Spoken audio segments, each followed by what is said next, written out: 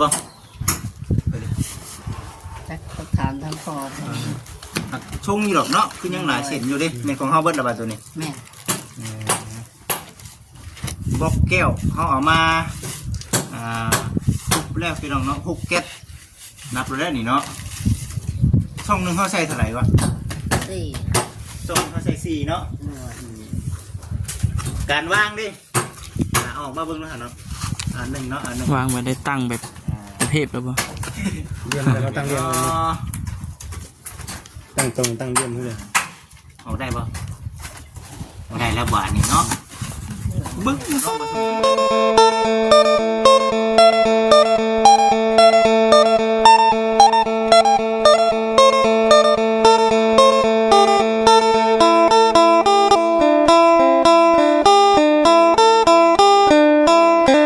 พี่น้องเลยเนาะช่วงยามแรงๆพี่น้องเลย2 โมง 3 โมงล้างผ้ากันเฮ็ดเวียกยังน่ะฮะตั้งมงกุฎเนาะพี่น้องเนาะเอาก่อนอื่นกะทักทายสบายดีเด้อพี่น้องเด้อเนาะช่วงยามแรงๆเหมือนกันแต่ว่าแดดยังจ่ายเลยพี่น้องเลยอย่างเด้นำรถบ่จิตเพิ่นนี่แก๊สน้ำหวานบ่หรือว่าจังใด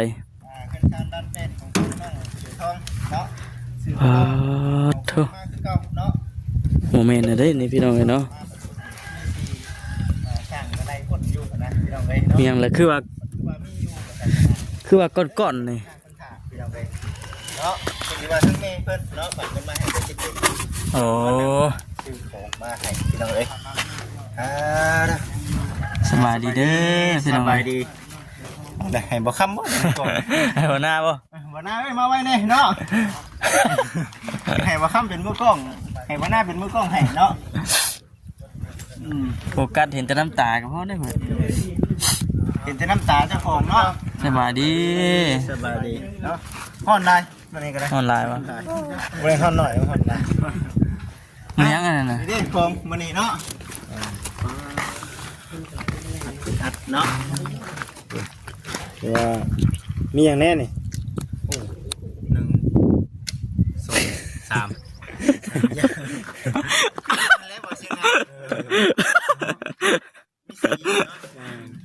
เด็กเสียงห้องอากาศโอ้ยไม่ไหวไปดิเริ่มชิวไว้แล้วดิตายไปพี่น้องเลยเนาะอ๋อนี่นี่คนสิโก้เนี่ยแบบนี้เนาะตั้งวงกบบ่ตั้งวงกบเนาะสบายดีว่าชมสบายดีน้องไปต้องสบายดีเด้อตั้งสิตั้งเนาะตั้งมันนี่ได้บ่แม่อยู่ได้ไหนตรงนี้ทานอยู่เนาะเปิดกี่บังเทครับมันยังไม่เทดอกมันเนาะพอดีนะมวยมันนี่กับมืออื่นเนาะเป็นสิเทคานเห็นได้นี่บนตั้งบล็อกแก้วเนาะบนตั้งบล็อกแก้วเด้อเป็นอย่างที่นั่นเด้อ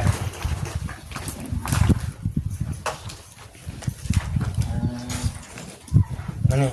น้องสระบ่สบายเนาะน้องสระนะครับทีมงานบ่ครบเนาะแต่น้องกระทงกับเบาทรงเพิ่นงานลงด้วยใส่ลงได้ปะได้ลงรูปสั่งนี่มันนี่ได้ตั้งในเนาะมันนี่เนาะโอ้เอาเล็กตะปูใส่อันนั้นมันอีกเนาะ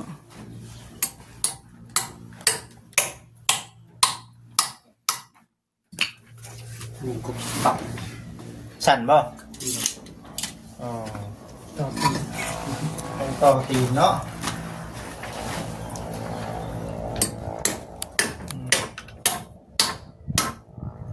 เพื่อเนาะเพื่อเอาเทเนาะมาเทเพื่อทำปูตะกะโลนะในอนาคตโอ้จักมุมเนาะ3 โมงเป็นบ่3 โมงจะเข้า4 โมงเลยไวพอสมควรเนาะไม่3 โมงครึ่งเลยเด้อ3 โมงครึ่งแล้วเดี๋ยวพอดีมีเวียกไปต่อบ่จิเป็นก็ได้อันน่ะสังแก้วเนาะน้องผู้ทองมื้อนี้พอดีว่ามีผู้ใหญ่เพิ่นซื้อบอกแก้วมาเพิ่มเนาะซื้อบอกแก้วมาเพิ่มแหละ อันนี้คือเขาเป็นการบ่หึงลบนี่เนาะในการที่คานเอ็นนี่เนาะ เส้นเกี่ยวเลย บ่ท่าได้เนาะ เดี๋ยว เร็วเลยเนาะเร็วเลยพี่น้องเอ้ยไปสบายต้องเกี่ยวทองไปเอา บอกเกี่ยวกัน บกเกี่ยวลงก่อนเนาะป้าไปนี่บ่นี่เลยเนาะ ด้วยนี่ก็ได้ แล้วนี่ก็ได้นอนเข่าอยู่เด้ นอนอยู่นี่บ่ได้ มันอยู่กับต๊อบพุ่นเหรอวะเนาะ ไอ้ดอกมาพี่น้องเอฟซีทุกท่านเราชงน้ำเนาะฮึบเบิ่งกันเนาะเบิ่งดูลายนี่ไอ้เด้อให้เด้อเบิ่งลายก่อนนะเบิ่งลายก่อนลายก่อนเด้อพี่น้องเอฟซี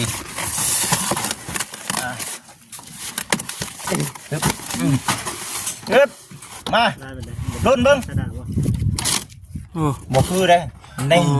คือเนาะ เกินว่าลายน้ำ จับ ไม่รู้ จัก อะไร ไปช่า นะ งลายน้ำเนาะลายน้ำแบบนี้นะครั้งแรก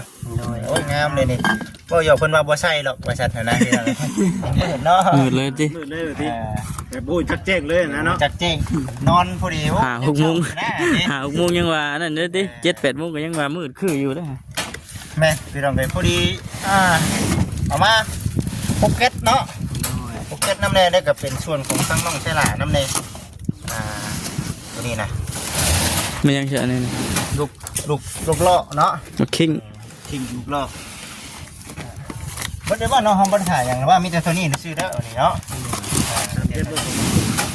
ฮะ แม่นเบิดละวัน เบิดได้บ่เสียงนาเว้ย พบแก๊ส เก็บได้เบิด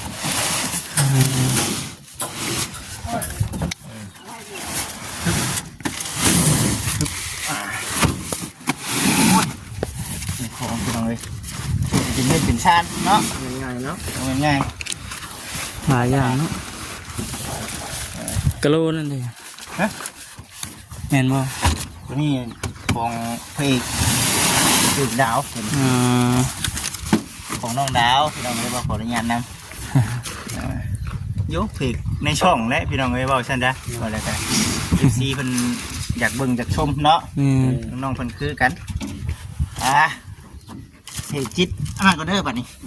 ที่เป็นของน้องสนามบ่ สีน่าจะแม่นยกเนาะมาพี่น้องเลยดู เจ็ดพื้นอยู่บัดนี้เนาะ ฮัลโหล เหตุการณ์นี่ก็ถือว่าตั้งเลยคล้ายๆขึ้นกันเนาะ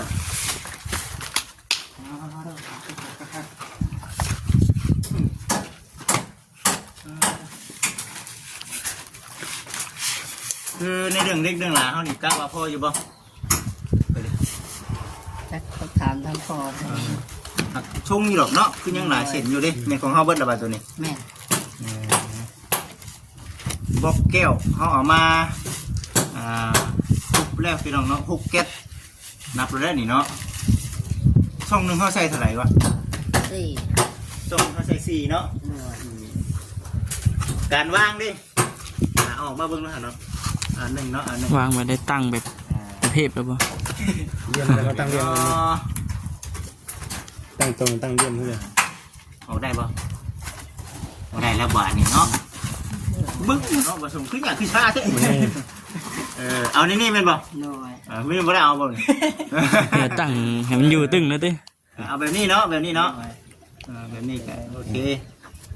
ก็งามอีกกันเนาะตัวนี้ก็ หน่วย เป็นบล็อกแก้วเนาะนี่ไปใส่พี่น้องเลยคือว่าสุดยอดเนาะงามคักแล้วพี่น้องเลยมีแต่อันนี้ไปแก้เอาเองทั้งร้านเพิ่นบ่สะดวก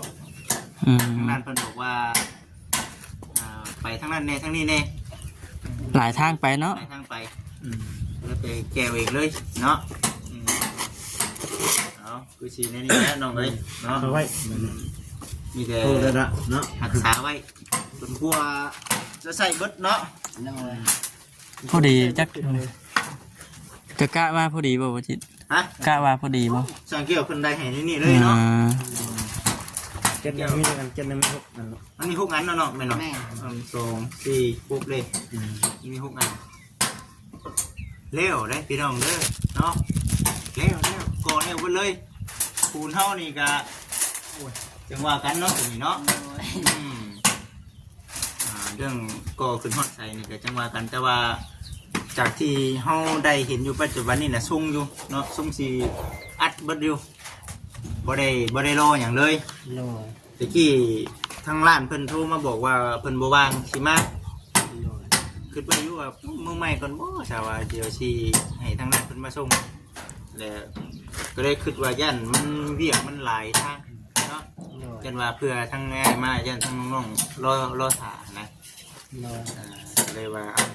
ไม่ได้ซะ เอามาเมื่อนี้เลยไปแกเอาเองเลย โดย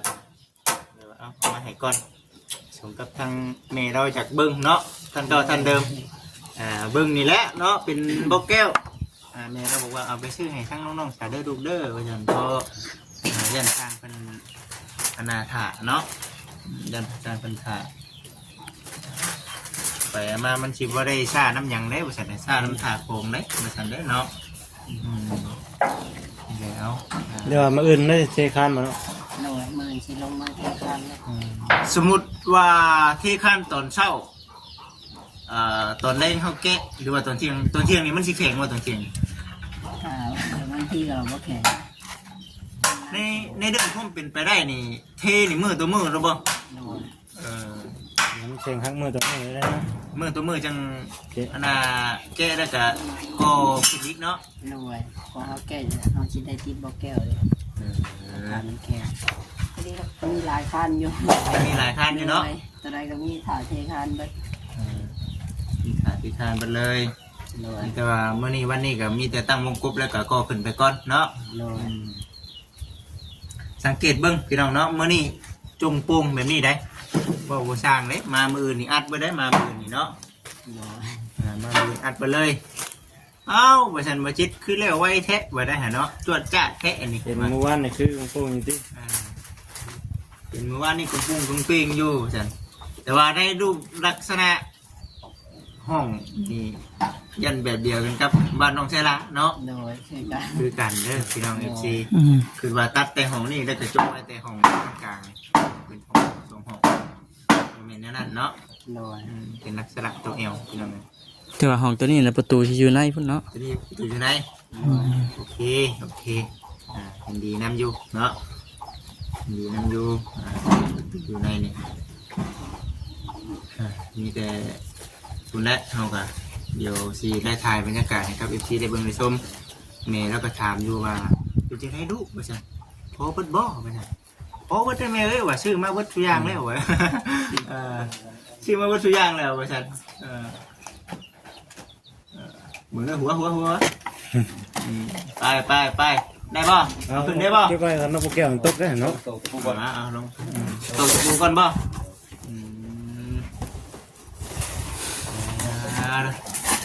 ไปน้องถือทองเขาคือเก่าเส้นเดิม เนาะ เนาะ คือก็ สิ่งที่สำคัญเนาะขอบคุณทั้งพ่อแม่เพิ่นเนาะแล้วก็บุกเบียบุกงานคือเก่าหันแหละลงเลยเนาะไปเนาะ กราบขอบคุณทางผู้ใหญ่ใจดีที่ฝากเงินซื้อบอกแก้วให้น้องตีท้องก็ขอให้แม่ดีแม่ในทำงานสิการใดก็ขอให้แม่เจริญในที่การงานเด้อแม่ให้ดีมาบันไดก็ขอกลับไปหาแม่ลอยเท้าวันเสาร์จ้า ถูก กรา เนาะ บขอบคุณทางในอ้ายที่มาเป็นสวรรค์ให้น้องตีท้องก็ขอให้ในอ้ายอยู่ดีมีแห้งขอให้อ้ายเดินทางปลอดภัยให้อ้ายทำงานสิการใดก็ขอให้อ้ายเจริญในที่การงานเด้อสาธุ ถูก เนาะ14ไปน้องถือทองติดกันก็ไปนี่ไปงานปกติเลยก็ได้ได้บอกว่าสิ่งนะ ได้อยู่ ได้อยู่ดอกเนาะเอาดีใจน้ำพี่น้องเลยทั้งทำเมเป็นคือสีเบิ่งคือสีเห็นนั่นแหละบัดนี้ก็ได้มีแต่มื้อนี้กำลังเนาะมื้ออื่นนี่ยันก่อแล้วมื้ออื่น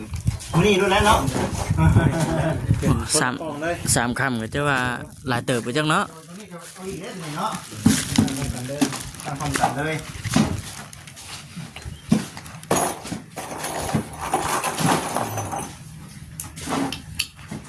เนาะ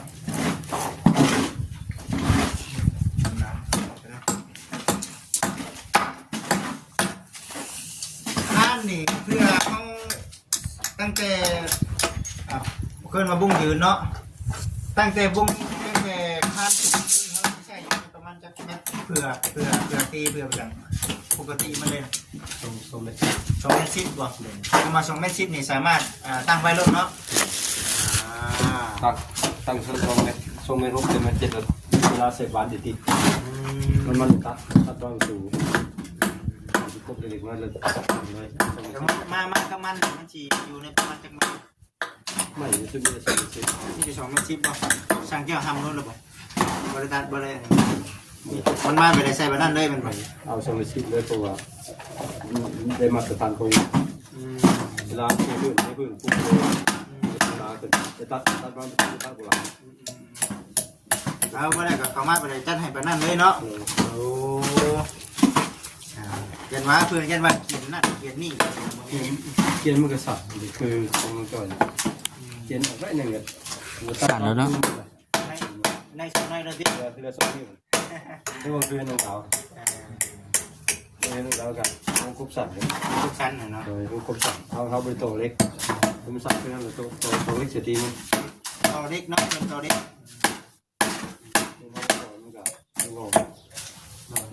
สั่นเราใส่บอลเป็นกีฬา